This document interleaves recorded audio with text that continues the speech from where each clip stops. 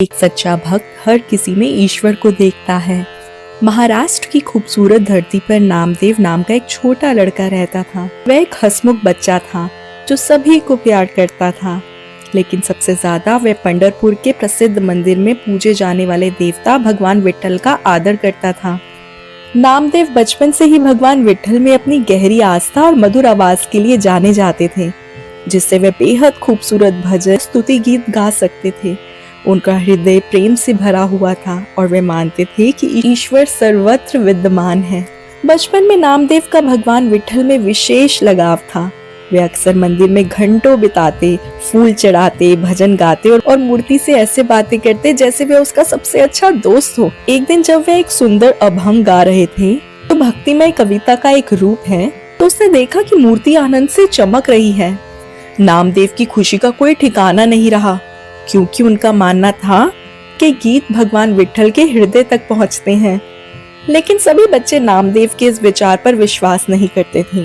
एक दिन उन्होंने नामदेव को चुनौती देते हुए कहा, अगर आपके भगवान सचमुच सुन रहे हैं तो वे आपके द्वारा अर्पित भोजन क्यों नहीं खाते। नामदेव ने उन्हें अपना विश्वास दिखाने का फैसला किया।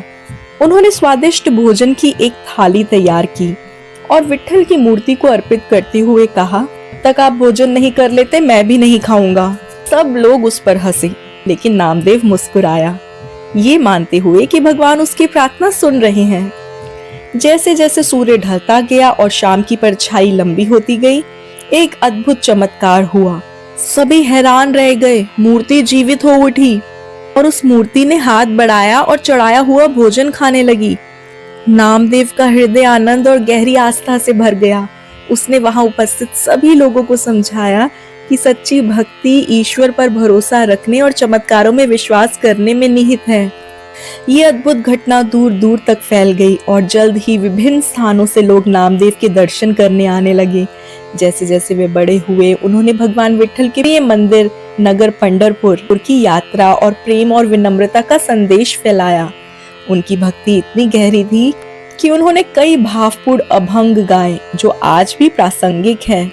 उनका एक प्रसिद्ध मंत्र श्री विट्ठल गिरिधारी पर ब्रह्मणे नमः का अर्थ है, मैं दिव्य भगवान विट्ठल को प्रणाम करता हूँ जो हमारी आत्माओं को उत्थान देते हैं और सर्वोच्च सत्ता है। नामदेव का जीवन दयालुता से भरा था।